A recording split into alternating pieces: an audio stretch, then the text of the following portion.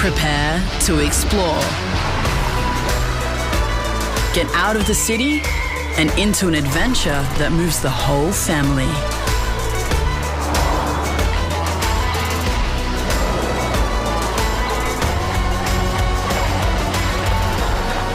Prepare to be moved. The all-new Nissan X-Trail.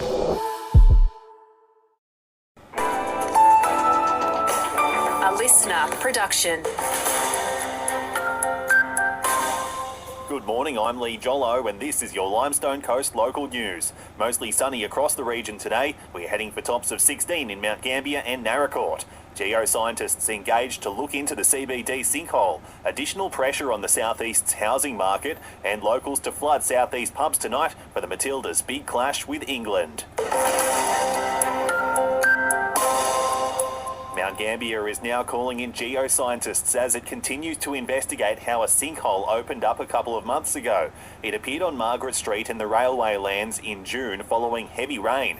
Geoscientist Ian Lewis has told the Border Watch it appears to be a naturally occurring cave which has collapsed. Drone footage shows volcanic soil and ash in the hole, not rock or limestone, an indication that the hole was not stable.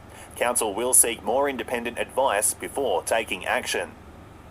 Rising rates and shifting migration patterns are putting pressure on regional housing markets, according to new data from CoreLogic.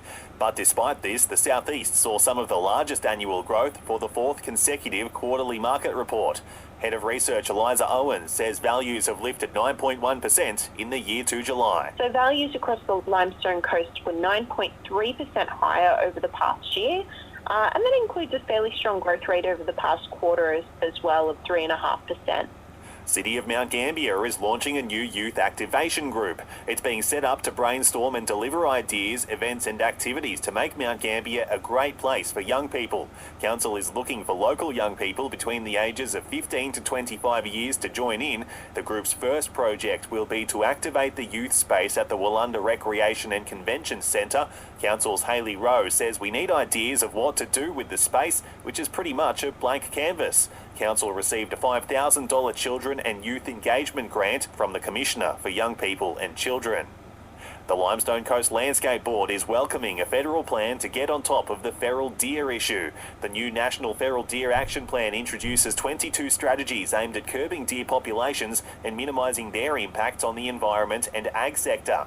Mike Stevens from the Limestone Coast Landscape Board says feral deer is a massive problem in the southeast. They can impact on the agricultural bottom line by competing with pasture, can damage crops and infrastructure like fences, and have a significant impact to the natural environment as well. And for the first time ever, Australian governments have agreed to a new plan to end violence against women and children. Two plans have been developed, one solely focused on Indigenous women, outlining targets like boosting prevention and support services. Social Services Minister Amanda Rishworth says women and children are regularly dying at the hands of men, and it's got to stop. And of course, First Nations women are 33 times more likely to be hospitalised and 6 times more likely to die from domestic violence than non-Indigenous women.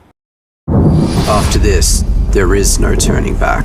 You sip the red can, the story ends. You sip the black can, you enter dreamland. And I show you just how good the truth can taste.